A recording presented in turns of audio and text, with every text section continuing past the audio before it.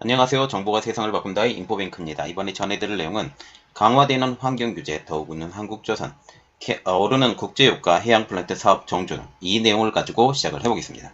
여러분의 구독, 좋아요 한 번씩 눌러주시고 이야기를 시작을 해보도록 하겠습니다. 첫 번째로 알아볼 내용은 강화되고 있는 환경규제예요. 이것 때문에 한국의 조선업계들이 웃을 것이다라는 지금 예상이 나오고 있고, 그러나 해운 업체들은 걱정이 되는 것이죠. 왜냐하면 환경 규제가 강화되면 강화될수록 운행할 수 있는 선박의 수가 줄기 때문입니다. 자세한 내용을 한번 들어가 보겠습니다.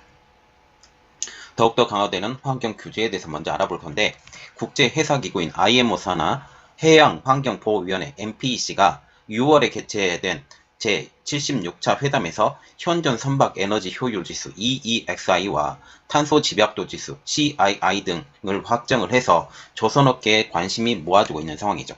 이번 회의의 가장 큰 주제, 이것은 업계 예상대로 탄소 배출을 줄이는데 모아졌기 때문입니다. 이번 결정에 따라서 고부가가치인 액화 천연가스 LNG 추진선과 이러한 고부가가치 선박 건조 기술력을 갖춘 한국조선해양, 그리고 삼성중공업, 대우조선해양 등 한국조선 3사의 수주 경쟁력이 더욱더 강화질 것으로 보이고 있어요. 그러나 좀 문제점이 하나가 있는데, 이 고부가가치 선박도 연한이 지금 한정돼 있다는 사실이에요. 그래서 지금 한 2030년까지는 지금 액화천연가스 추진선을 사용을 할 수 있지만, 그 이후 상황에 대해서는 다른 선박까지 준비를 해야 되기 때문에 이것도 또 큰 문제가 되는 거죠.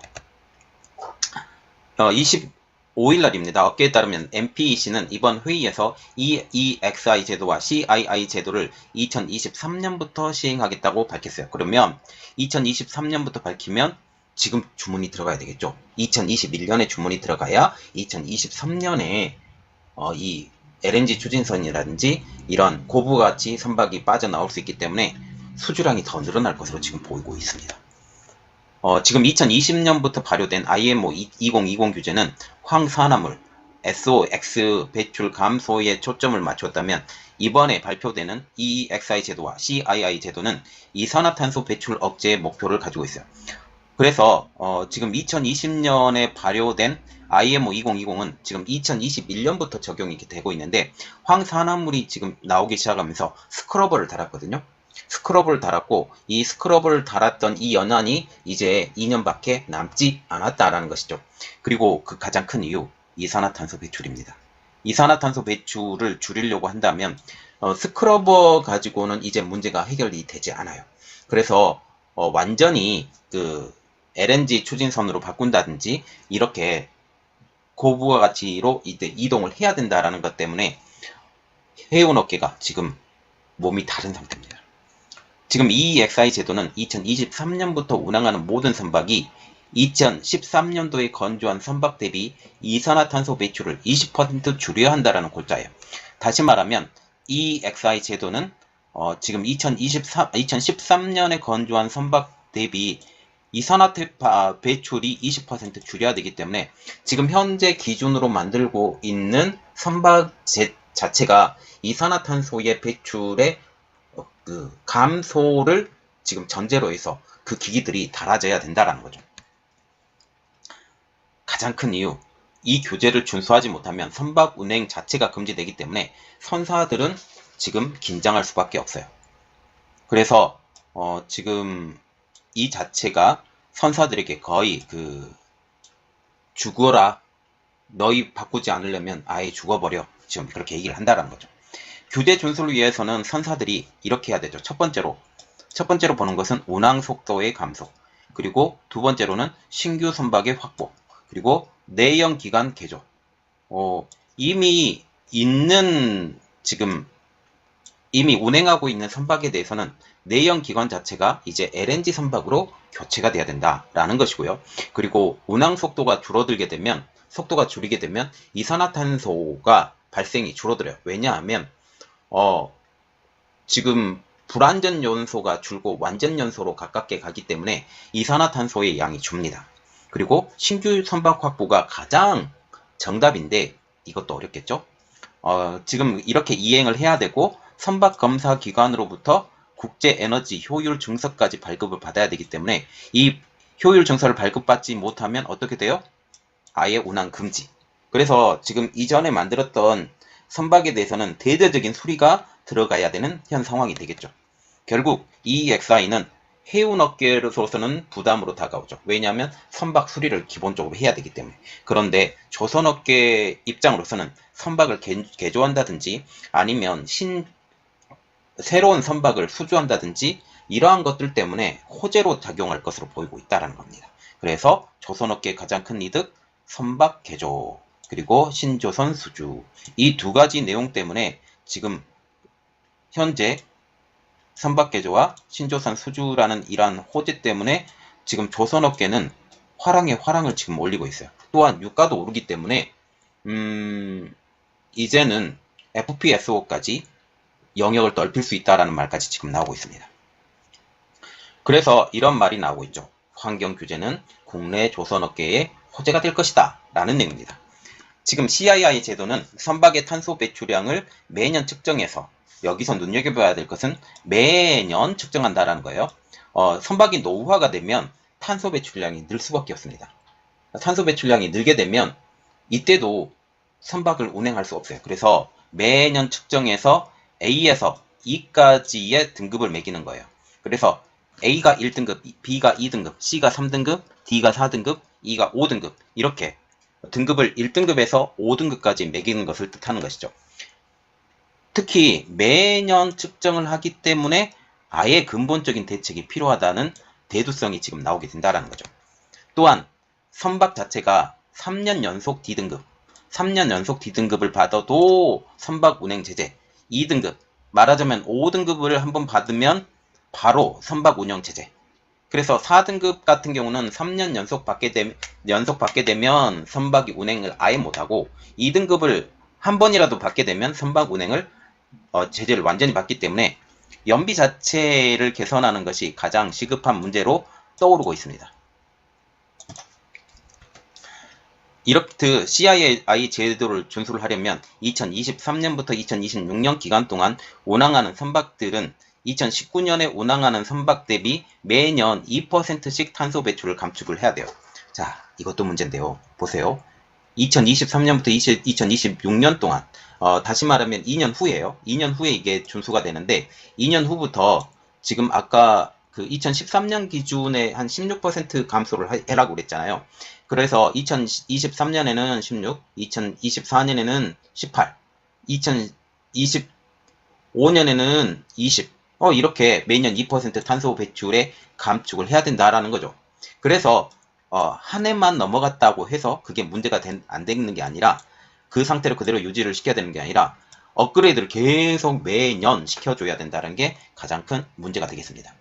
매년 2%씩 이 탄소 배출을 감축을 시켜야 되기 때문에 결국 CII 제도를 준수를 하려면 효율이 좋은 선박 그리고 최적의 운항 경로 이것의 확보는 필수적이라는 거죠. 이번 규제의 가장 큰 수혜자 다름 아닌 국내 조선업계, 한국조선해양, 대우조선해양, 그리고 삼성중공업 이 3사가 가장 크게 이득을 볼 것으로 지금 보이고 있다는 겁니다. 그리고 한국의 중소업체들도 마찬가지로 기술력이 뛰어나기 때문에 낙수 효과가 생긴다는 거죠. 지금 대기업에서 주문을 받고 있는 것들이 일부 중소기업의 그 주문으로 재dum 주문으로 들어갈 수 있기 때문에 이 낙수 효과는 또 상당할 것입니다. 하이투자증권 리포트에서도 한국의 조선 3사가 건조할 수 있는 LNG 추진선은 2030년까지 EEXI, CII 등 모든 환경 규제를 충족하기 때문에 이것이 크게 되는 거죠. 아까도 말씀드렸다시피 LNG 추진선 같은 경우는 2030년까지는 문제가 안 됩니다. 그래서 이것에 대한 환경 규제가 되기 때문에 지금 현재 만들어지고 있는 LNG 추진선은 2030년까지밖에 사용할 수 없어요. 그러면 그 다음이 문제죠. LNG 추진선도 2030년 이후 환경 규제 준수가 어렵다라는 점이죠. 그래서 어떻게 해야 된다? 한국의 조선 3사는 2030년 이후를 대비해서 암모니아 추진선이라든지 수소 추진선 등 다양한 선종 개발에 박차를 가해야 되는데 이것을 준비를 하고 있다는 사실입니다. 그리고 실제로도 주문을 한두 개씩 지금 받아가고 있다. 그리고 예비적으로 시범적으로 지금 만들어가고 있다라는 내용까지 보게 됩니다. 업계에서 관계자도 이렇게 말을 하고 있어요. EEXI 그리고 CII 제도 확정으로 한국조선사의 LNG 추진선 건조 기술력은 한층 더 주목을 받게 될 것이다. 지금 LNG 추진선을 만들 수 있는 나라가 3나라 정도밖에 되지 않아요. 한국, 일본, 중국. 그런데 중국의 기술력은 형편이 없죠. 이런 말들은 항상 나왔으니까 형편이 없어요. 그리고 일본의 기술력도 한국에 비하면 어마어마하게 떨어집니다.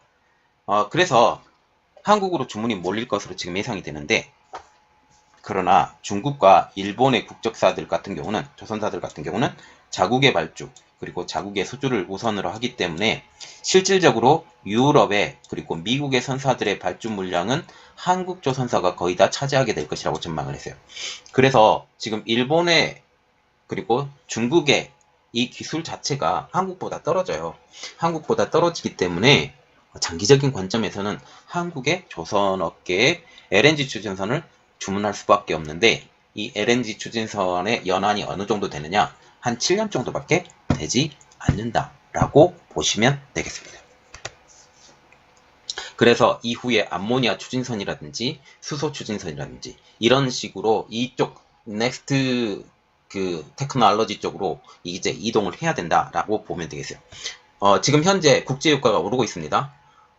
국제유가가 좀 떨어질 것으로 예상을 좀 했었어요. 왜냐하면 이란이 핵 합의에 도달했다라는 소식 때문에 국제유가가 조금 하강 기류가 좀 있을 것이다 라고 말을 했는데 안 될 것 같습니다. 왜 안 될 것 같냐면 이 내용도 제가 준비를 하고 있는데 강경파 대통령이 이란에 들어섰어요.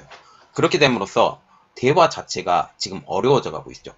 대화의 전제 조건이 갑자기 탈퇴하는 일이 없어야 될 것이다 라는 말이 나오고 있어서 미국은 마음에 안 들면 탈퇴를 하거든요. 트럼프 대통령 때도 우리가 봤는데 이러한 상황을 미연에 방지하기 위해서 다른 방법으로 유엔의 허가를 받으면 탈퇴를 해도 좋다. 그런데 이게 한 가지 문제점이 걸리죠. 유엔의 안전이사회 5개국이 있잖아요. 미국, 중국, 러시아, 영국, 프랑스 이렇게 되잖아요. 영국과 프랑스는 어느 정도 대화가 됩니다. 미국 입장으로는. 그런데 후에 러시아와 중국, 특히 중국의 견제에 휘둘릴 가능성이 있어요. 중국 같은 경우는 이 이란과 가까워지도록 노력을 하고 있는 중인데, 이 이란과 가까워지려고 노력하고 있는 상황에서 이 탈퇴가 못하도록 계속 막고 있다라는 거죠. 미국의 마음에 들지 않는다 해도. 이렇게 되면 이 핵 확산 금지 협약, 지금 이란과 맺고 있는 이것을 마음대로 탈퇴를 못해요. 마음대로 탈퇴를 못하기 때문에 이것은 굉장히 어려운 상황이기 때문에 이것은 제가 또 나중에 준비를 해서 이야기를 해드릴게요. 그래서 결론은 유가는 계속 오르는 상방압력이 더욱더 높아진다 라고 보고 있어요. 그래서 오르는 국제유가, 해양 플랜트 사업 종주 중입니다. 지금 유가가 살아나고 있습니다. 이것 때문에 해양 플랜트 시장이 열리냐예요. 조선 업계에서 가장 끝판왕이라고 불리고 있는 것은 해양 플랜트 사업이에요. 최근 유가가 살아나고 있습니다. 이에 대해서 이제 해양 플랜트 전문 기업인 대우조선해양이나 삼성중공업은 이 시장을 정조준하고 있죠. 올 들어 고부가 가치 선박의 수주가 잇따르고 있는 상황에서 국내 조선사들이 해양 플랜트 시장에서의 성과도 이어나갈지가 지금 관심이 쏠리고 있다는 거죠. 28일 날 조선업계에 따르면 대우조선해양 그리고 삼성중공업은 최근 노르웨이 국영 석유회사인 에퀴노르부터 북극해 해상 유정 개발 프로젝트에 투입되는 부유식 원유 생산 저장 하역 설비 FPSO에 대한 입찰 제안을 받았어요. 이건 지금 제안서예요. 제안서를 받았는데 이 제안서를 받으면 너희가 얼마 정도의 가격에 해줄 것인지 알려다오 라는 거죠. 그래서 제안서를 받고 가격을 흥정을 하고 이러한 상황이죠. 이 프로젝트와 같은 경우는 아직 초기 단계이기 때문에 아직 입찰 규모와 그리고 일정 이런 것들이 확정이 되지 않은 상황입니다. 업계 추산 이번 FPSO의 전체 발주 규모 1조 원이 훌쩍 뛰어넘을 것으로 보고 있어요. 그래서 입찰은 올 연말 그리고 건조 계약은 내년 초 이렇게 이루어질 것으로 지금 보고 있습니다. 현재 대우조선해양과 삼성중공업은 입찰 참여 여부 그리고 방식 이것을 놓고 고심 중인 것으로 알려지고 있죠. 입찰에 참여하게 되면 대우조선해양 컨소시엄 그리고 삼성중공업 컨소시엄을 각각 구성할 가능성이 지금 높습니다. 지금 그래서 유가의 상승 때문에 커져만 가는 해양 플랜트 기대감이에요. 유가의 상승이 곧 해양 플랜트의 기대감을 높이고 있는데 해양 플랜트를 하려면 기준점이 있어요. 유가가 60불 이상, 배럴당 60불 이상이 되면 해양 플랜트를 해도 그렇게 손해가 없다라고 하는데 지금 60달러가 넘고 있죠. 그래서 지금 기대하는 것은 100달러 시대가 되느냐, 다시 도래가 되느냐, 지금 그 이야기가 지금 나오고 있죠. 최근 대우조선해양은 브라질 최대 에너지 기업인 페트로브라스로부터 브라질 리오데자네이로 동북쪽 해상에 설치될 FPSO 1기를 수주를 했어요. 그리고 전체 발주 규모는 약 2조 6천억 원이며 이 중 대우조선해양의 수주 금액은 1조 950억 원입니다. 그러면 이 절반은 어디로 가느냐? 한국조선해양의 자회사인 현대중공업으로 갔어요. 같은 프로젝트에 FPSO가 한 곳에 몰려가는 게 아니라 한 기 이렇게 수주를 받게 된 것이죠. 자, 그래서 지금 환경 규제 때문에 한국의 조선 위상이 점점 더 높아질 것이다. 두 번째 내용은 지금 유가가 오르는데 이 유가가 오름을 통해서 이 해양 플랜트 사업이 곧 진행이 될 것 같은데 지금 유가 자체가 한 지금 70불 언저리 왔다 갔다 하고 있는 것으로 알고 있어요. 그런데 이 자체를 보면 지금 수익 분기점은 이미 넘었고 만약 하게 되면 수익 분기점은 이미 넘었고 이제 80불, 90불, 100불 시대로 이제 가고 있는데 이 자체가 한 해양 플랜트가 만들어지는데 한 2년 정도 걸리거든요. 2년 정도 걸리는 이 시기 안에 안 떨어져야 돼요. 안 떨어져야 되고 그리고 지금 일부 회사들은 이 해양 플랜트 FPSO에 대해서 지금 빌려서 렌트해서 지금 할 정도로 지금 해양 플랜트 사업 괜찮습니다. 그리고 만약 이렇게 된다면 중국 자체도 셰일가스가 제일 많은 지역이 어디냐면 신장 위구르 지역이거든요. 신장 위구르 지역인데 이 신장 위구르 지역 같은 경우는 생산 단가가 너무 높습니다. 생산 단가가 너무 높아서 한 80불, 90불, 100불 이 정도 되어야 생산 단가를 맞출 수 있는데 만약 그렇게 되면 신장 위구르 지역의 그 셰일가스도 개발하게 될지도 모른다. 이 내용까지 제가 나오게 되면 여러분들에게 빨리 알려드리도록 하겠습니다. 이번 내용은 여기까지 하겠고요. 저희 내용이 여러분들에게 도움이 되셨다라고 생각을 하시면 구독과 좋아요 그리고 알람 설정까지 부탁드리겠습니다. 감사합니다.